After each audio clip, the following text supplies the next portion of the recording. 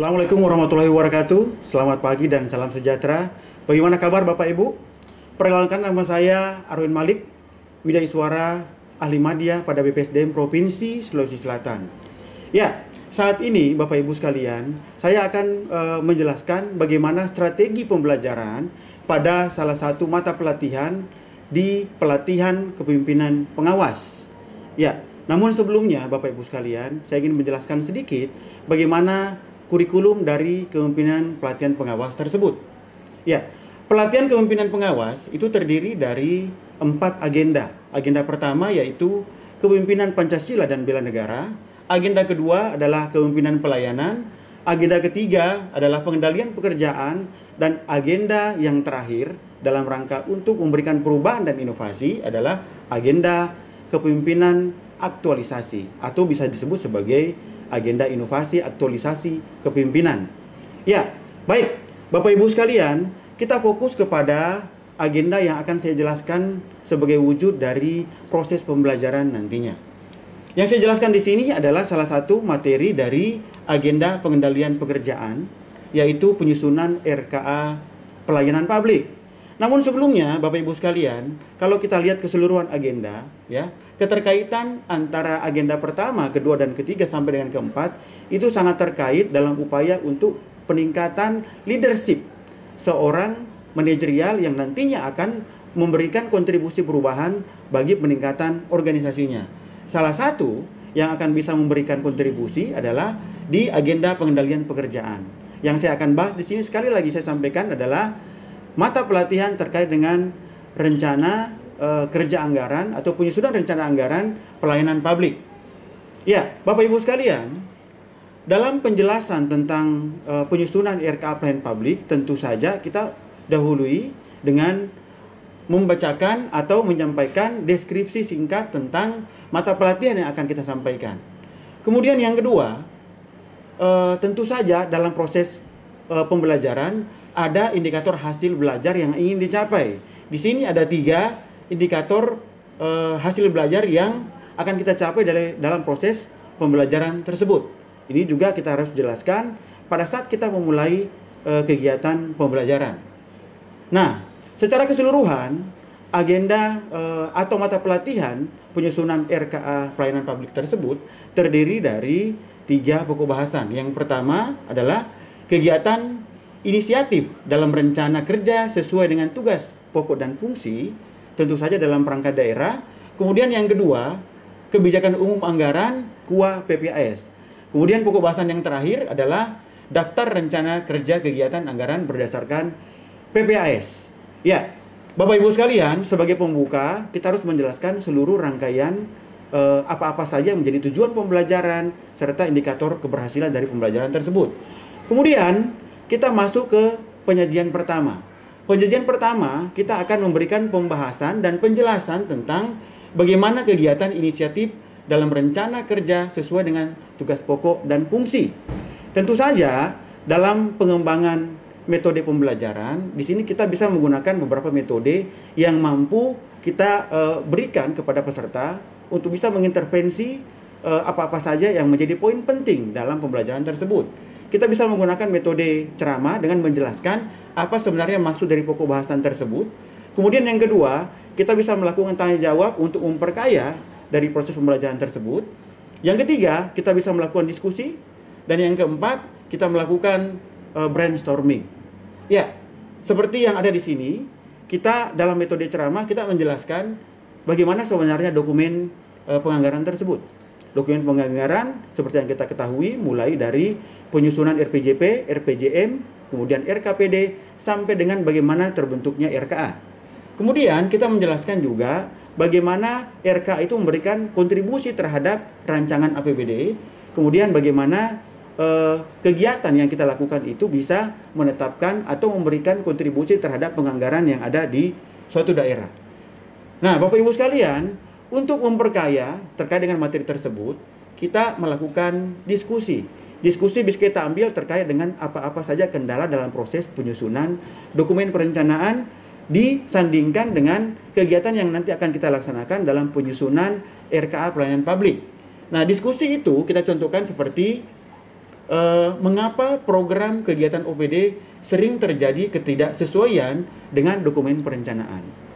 Untuk memperkaya, kita petakan dalam arti kata bahwa kita memberikan clue kepada peserta ketidaksesuaian antara perencanaan pembangunan dengan kegiatan pembangunan itu bisa saja terjadi karena komitmen, bisa saja terjadi karena sumber daya manusia. Silahkan nanti peserta mengembangkan kenapa komitmen dan sumber daya manusia itu bisa mempengaruhi antara program perencanaan pembangunan dengan dokumen perencanaan.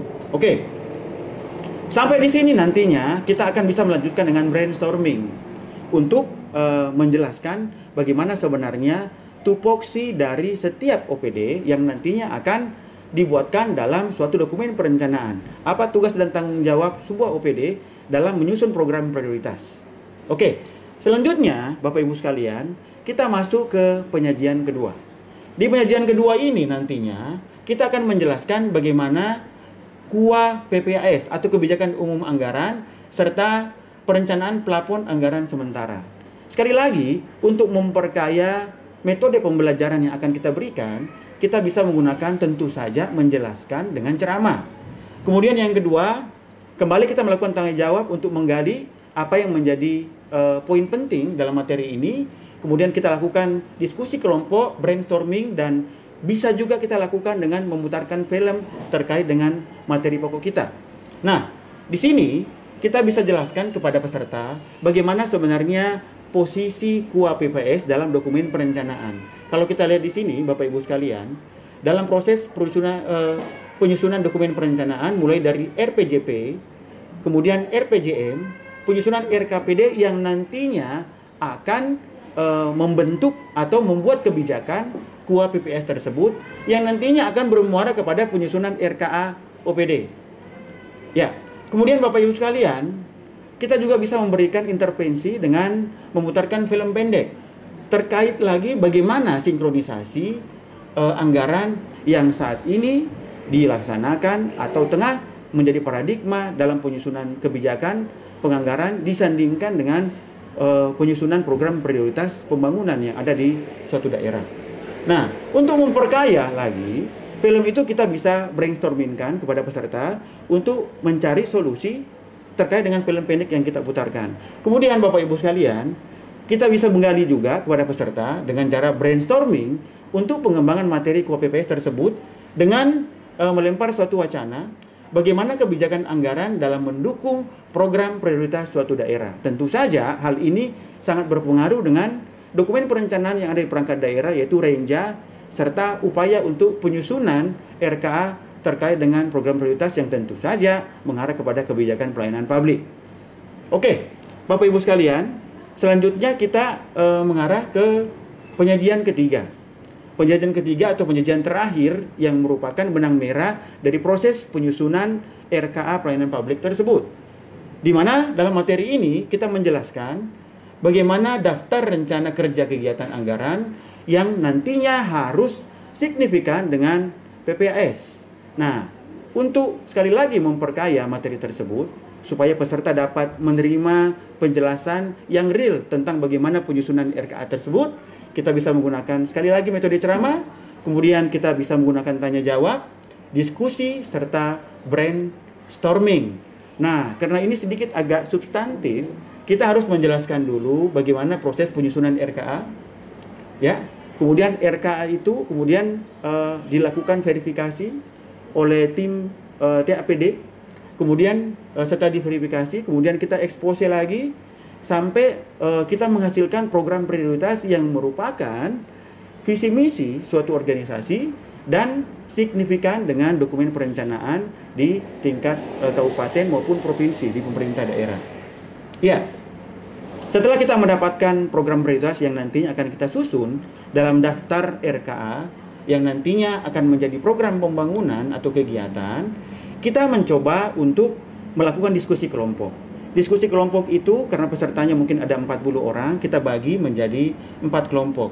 Diskusi ini bisa kita kembangkan terkait dengan bagaimana menyusun program prioritas pada OPD yang ada pada peserta masing-masing. Karena tentu saja peserta berasal dari seluruh OPD yang ada di pemerintah daerah.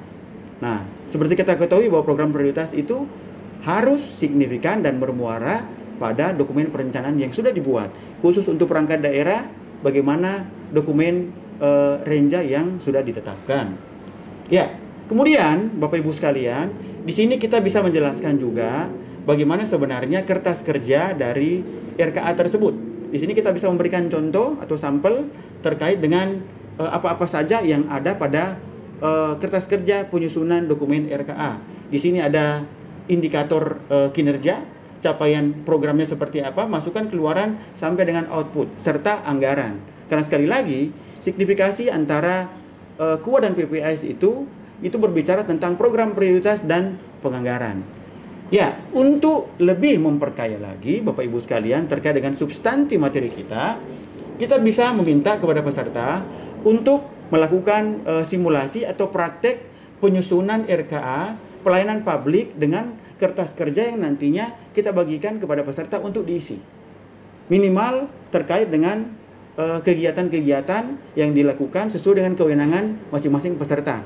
Nah, dengan demikian Bapak Ibu sekalian, kita mengharapkan bahwa tujuan pembelajaran dan indikator hasil belajar yang nantinya bisa dicapai dalam rangka penyusunan RKA pelayanan publik ini bisa dipahami dan peserta juga mampu menjelaskan secara keseluruhan substansi dari materi terkait dengan pengendalian pekerjaan dalam penyusunan RKA pelayanan publik. Dan akhirnya kita buatkan kesimpulan dan sekaligus kita memberikan evaluasi sedikit. Kita review lagi materi dan kemudian kita sampaikan apa-apa yang bisa kita jelaskan terkait dengan poin-poin penting sebagai bahan evaluasi untuk mereview materi tersebut. Dan Bapak Ibu sekalian, terkait dengan strategi pembelajaran, mudah-mudahan apa yang saya sampaikan hari ini bisa memberikan sedikit warna terkait dengan bagaimana kita membuat atau menyusun strategi pembelajaran khususnya untuk kurikulum pembelajaran pada pelatihan kepemimpinan pengawas dan terkhusus lagi untuk mata pelatihan penyusunan RKA pelayanan publik. Saya kira demikian, kurang lebihnya saya mohon dimaafkan kalau ada salah-salah kata. Saya akhiri, wabillahi taufiq wal hidayah. Assalamualaikum warahmatullahi wabarakatuh.